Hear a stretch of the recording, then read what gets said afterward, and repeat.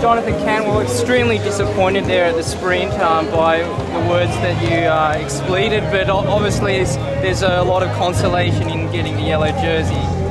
Oh, definitely. Like with 3 Garmin guys in a group of 7, you know, it's always going to be tough to beat them. It doesn't matter who you are. So, you know, I was extremely disappointed. You know, being a sprinter, you're always, you know, so pumped to win a bike race, and to come second's kind of a real disappointment. So, you know, it doesn't matter who you come second to. Second's still, you know, first loser, so to speak. But you know, my consolation prize is putting the yellow jersey on, so I can't be more happy than that though. Talk us through that final hit. Is there something you'd do differently to take the time over? Oh, there's nothing I could have done differently. Like, you know, Garmin threw everything at us. You know, coming into the sprint, there was Bradley Wiggins and Sven Taft who was, you know, pretty much leading out, and Chris Sutton was on my wheel. But just the conditions today was just, you know, 50 to 90 km/h head cross winds all day just really took a lot of sting out of the legs. I think just coming into the sprint, you know, they led it out with David Pell as well and Bradley Wiggins, and I thought I timed my sprint pretty well, and I kicked as hard as I could and took it to the line, but Chris just got me in the stretch. Are you normally good in an uphill sprint? Because did you know it was like that did you look at the race program before the stage? Yeah, I definitely looked at the race program. I kind of, you know, visualised what I want to do and all the rest of it, but I didn't really know it was going to be that hard. You know, I got Hank Vogel's my director on the radio telling me that it's definitely a headwind sprint, but yeah, with a slight rise. But I think we underestimated how hard the hill was. So you touched on the conditions before. Talk us through what that does, you know, during the day. Oh, just from, you know, as soon as you get out of the neutral zone, you just basically hit the gutter.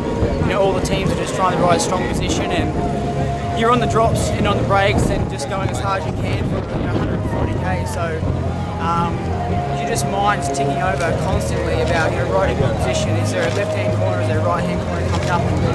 And, you know, there's only, you know, so everyone wants to be at the front, and it's just, you know, you've got to be, every second you just got to be at the front. That's the main thing. So the conditions today, you saw the field. There was, you know, people that split up everywhere, and I think 7 came in the front group, and then another 7 in about 30 seconds, and then there was a group waiting behind. So the wind just played a huge part in the race, the dynamics. This race could well come down to a number of seconds, and most importantly, the penultimate day's time trial. So how do you think you'll fare in that 10-kilometre test against the clock?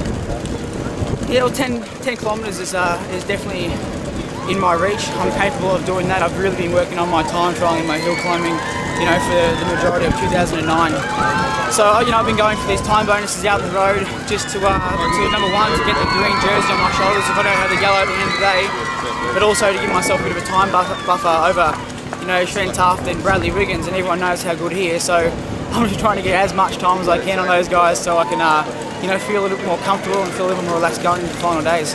How much time do you think you'll need as a buffer to keep that yellow jersey that you've now got on your shoulders? Oh, I'd love to say 5 minutes, but I don't think that's going to happen. You know, if I go in with, you know, 30 seconds, I'm going to be very, very happy. Tomorrow's stage, obviously that's going to be a real tough one along the Great Ocean Road. We attack it the same way you did today, obviously with the wind.